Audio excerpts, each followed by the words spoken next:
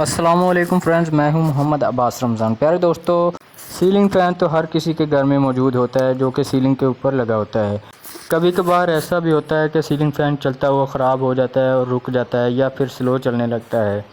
तो इसको हम चेक करते हैं तो या तो उसका कैपेसिटर ख़राब होता है या फिर इसका डिमर ख़राब होता है। डिमर ख़राब होता है या फिर तीसरी वजह यह भी होती है कि उसका बटन भी ख़राब हो सकता है।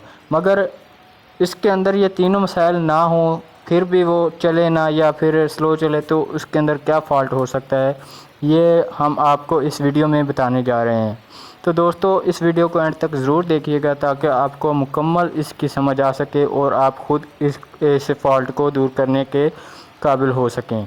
तो वीडियो को एंड तक ज़रूर देखिएगा। चलते हैं आज की वीडियो की तरफ, मगर उससे पहले आप हमारे इस चैनल को सब्सक्राइब कर दें, बेल आइकन पर क्लिक कर दें और वीडियो को लाइक कर दें ताकि आपको आने वाली हमारी तमाम नई वीडियोस का नोटिफिकेशन बर वक्त मिलता रहे।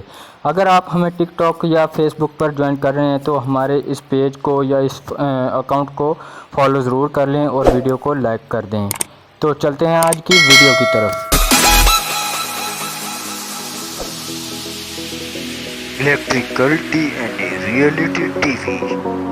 दोस्तों, हमने इसका कैपेसिटर खोल लिया है, मगर कैपेसिटर बिल्कुल ठीक है, इसमें किसी किस्म का कोई फॉल्ट नहीं है। या ना ही इसका डिमर ख़राब है फ़ैन का और ना ही इस फ़ैन का कोई बटन ख़राब है। तो हम इसको किस तरह से रिपेयर करते हैं, चलिए आज की वीडियो में सीख लेते हैं। सबसे पहले हमने इसके तमाम के तमाम वायर्स के जो जॉइंट्स हैं वो खोल लेने हैं। तमाम वायर्स को अलग अलग कर लेना है ताकि इसको सही तरीके से चेक किया जा सके। तो इसको अलग अलग करने के बाद हमें चाहिए ये मल्टीमीटर। हम मल्टीमीटर से आपको चेक करने का तरीका बता रहे हैं, मगर आम तौर पे हम सीरीज़ बोर्ड पे चेक करते हैं। यहाँ पे हमने कंटिन्यूटी पे इसको सेट कर लिया है और इसको चेक करने के लिए हमें ये जो 4 वायर्स बाहर आ रही हैं पंखे की, इसको हमने जॉइंट करना है। इसमें से 2 वायर्स जो कि ब्लू कलर की हैं वो आपस में शो होनी चाहिए, आपस में बोलनी चाहिए, और जो ग्रीन कलर की 2 वायर्स हैं वो आपस में कनेक्टेड होनी चाहिए। तो इसमें फ़ॉल्ट है कि इसकी जो ग्रीन वाली वायर्स हैं वो तो बिल्कुल ठीक है, मगर इसके अंदर जो ब्लू वाली वायर्स हैं उसमें फ़ॉल्ट नज़र आ रहा है। तो दोस्तों, इस फ़ैन को हम ओपन करके चेक करते हैं कि आखिर ये फ़ॉल्ट क्यों नज़र आ रहा है, क्यों ये फ़ॉल्ट पेश आया है। हम इसको चेक करते हैं। चेक करने के लिए हमें फ़ैन को ओपन करना पड़ेगा। फ़ैन को ओपन करने के लिए हमें ये 3 जो स्क्रू लगे हुए हैं ये खोलने हैं। तो इनको खोलने के बाद हम आपको दिखाते हैं कि इसके अंदर क्या फ़ॉल्ट है।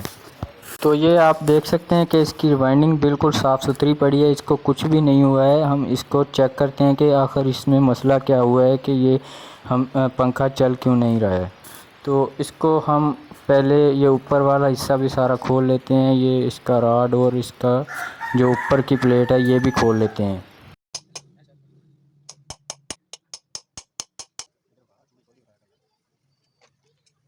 जी तो दोस्तों, मोटर को खोलने के बाद स्टेटर हमने खोल लिया है, ये आपके सामने है। इसके अंदर जो फ़ॉल्ट हमें नज़र आ रहा है हम आपको वो भी दिखा देते हैं, जो कि ये देखें कि आपके सामने ये जो वायर्स बाहर जा रही हैं मोटर से, उसकी वायर्स जो सिरे से जली हुई हैं, जहाँ पे जॉइंट्स दिए हुए हैं वहाँ पे इसकी वायर्स जली हुई हैं।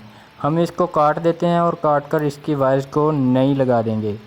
तो वायर काटने में थोड़ी एहतियात करनी पड़ेगी क्योंकि ये सिल्वर वाइंडिंग में पंखा है, इसलिए थोड़ी एहतियात करनी चाहिए।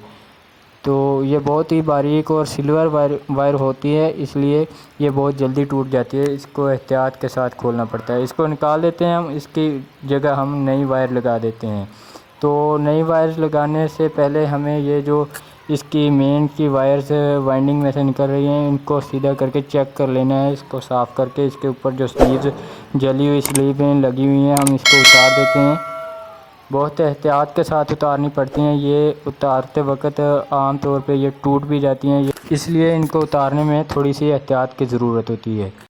इस एनेमल्ड वायर के ऊपर जो इंसुलेशन लगा होता है हम इसको उतारने के लिए माचिस का इस्तेमाल करेंगे। माचिस के साथ हमने इसको जला के थोड़ा सा इसको साफ़ कर लेना है। साफ़ करने के बाद हम इसको कंटिन्यूटी मीटर के साथ चेक करेंगे कि हमारी वाइंडिंग बिल्कुल ठीक है या कोई मसला है। तो इसको चेक करते हैं।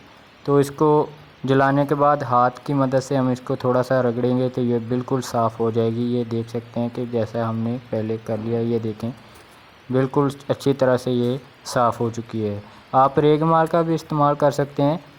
तो दोस्तों यहाँ पे आपको बताता चलूँ कि यहाँ पे जो वाइंडिंग आपको नज़र आ रही है, इसके अंदर और बाहर दोनों तरफ हमें कॉइल नज़र आ रहे हैं। अंदर के जो कॉइल्स हैं वो स्टार्टिंग के हैं और बाहर के जो कॉइल्स हैं वो रनिंग के हैं। तो ये रनिंग और स्टार्टिंग के दोनों कॉइल्स बिल्कुल सही तरीके से वर्क कर रहे हैं। उसके बाद हमने दो कलर्स की वायर ले लेनी है, दोनों डिफरेंस कलर होने चाहिए। एक हमने ग्रीन ले लिया है और दूसरा जो कि रेड कलर की वायर हमने ले ली है। तो दोनों सिरों को हमने छील लेना है। छीलने के बाद हमने इसको आपस में जॉइंट कर लेना है और थोड़ा सा बेंड करके हमने इस ऊपर वाले शाफ्ट के सुराख में से गुजार कर नीचे वाले यहाँ से हमने सुराख में से इसको निकाल लेना है। तो आप देख सकते हैं कि यहाँ पे आ चुकी है। हमने हाथ की मदद से या किसी नोज़ प्लास या चिमटी की मदद से इसको पकड़ लेना है। तो पकड़कर खींचेंगे तो ये इजीली बाहर आ जाएगी। इन वायर को हम जॉइंट देंगे इस कॉइल के वायर के साथ। तो इसको इतना ही खींचना है जितनी की हमें ज़रूरत हो। ज़्यादा खींचेंगे तो ऊपर से हमें ये वायर छोटी पड़ जाएंगी। उसके बाद हमें चाहिए 3 नंबर स्लीव के टुकड़े, जो कि 1.5 इंच या 2 इंच के करीब होने चाहिए कम से कम। तो इसको हमने काट कर रख लेना है और इस स्लीव के टुकड़ों को हमने चढ़ाना है इन वायर्स के ऊपर। तो इस तरीके से चढ़ा के हमने जो रेड कलर की वायर्स हैं उनको हमने रनिंग की वायर्स के साथ कनेक्शन दे देना है और जो कि ग्रे कलर की वायर्स हैं हमने उनको कनेक्शन देना है स्टार्टिंग के साथ। तो कनेक्शन देने के लिए हमें अच्छी तरह से जॉइंट करना है ताकि थोड़ी बहुत भी लूजिंग ना रहे और दोबारा ये जल ना जाएं।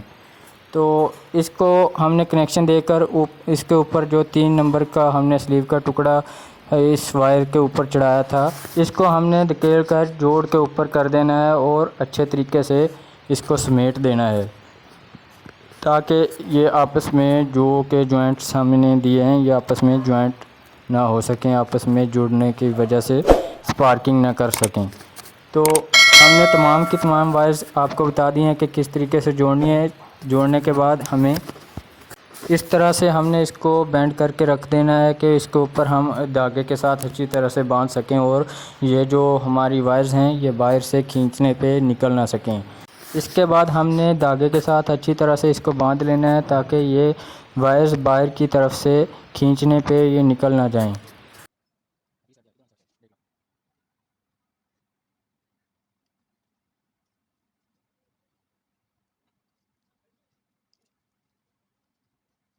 तो बांधने के बाद हमने इसको जो अजाफ़ी धागा होगा हमने काट देना है। कोई भी धागा अजाफ़ी इसके अंदर नहीं छोड़ना है। तो जो वाइंडिंग के साथ ढीली वायर्स होंगी हम उसको थोड़ा सा वायर की तरफ वापस खींच लेंगे ताकि जो अंदर वायर्स फालतू हैं वो ढीली ना रहें और बाहर हमें लंबी वायर मिल सकें।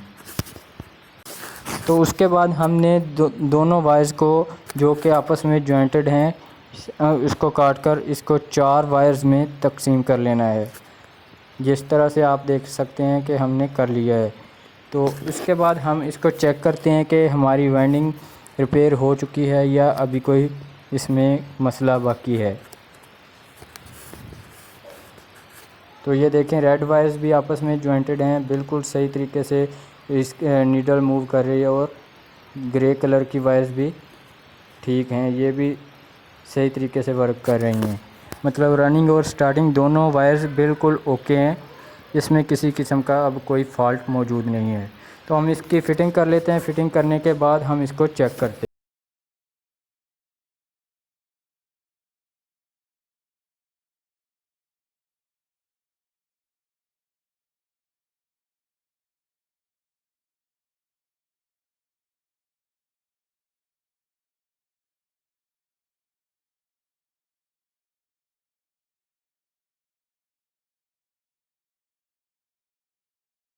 जी तो दोस्तों उसके बाद इसके कनेक्शन कर लेते हैं। ये जो रनिंग और स्टार्टिंग की दोनों वायर्स हमने दो वायर्स छोड़ रखी हैं, इनमें से एक वायर ले लेंगे रनिंग और स्टार्टिंग की, उसको आपस में जॉइंट करके कॉमन बना देंगे और 2 जो बचेंगी एक रनिंग की और स्टार्टिंग की, इन दोनों को हम कैपेसिटर के साथ लगा देंगे।